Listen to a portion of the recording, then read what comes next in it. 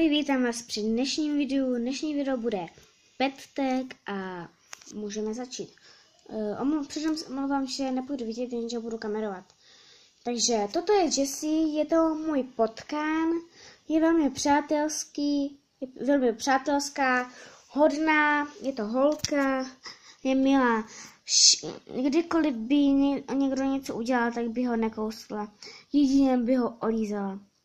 Nic nikdy nikomu neudělala.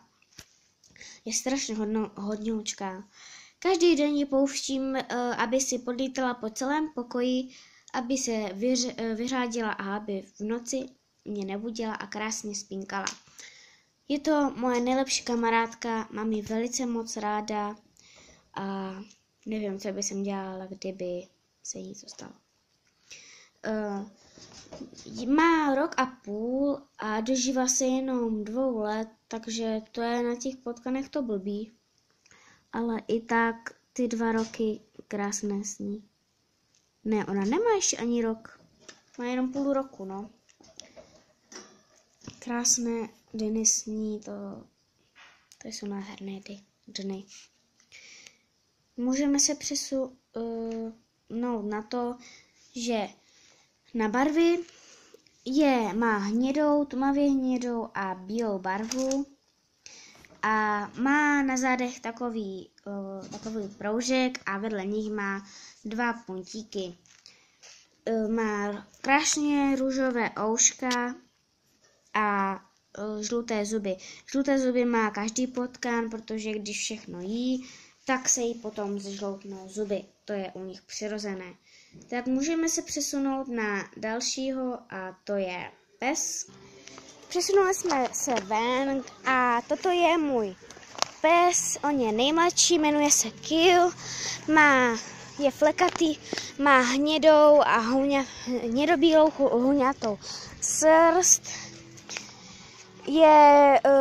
Rasa to je mostevský pastevecký strážný pes. Je velmi přátelský, rozhryže všechno, co najde.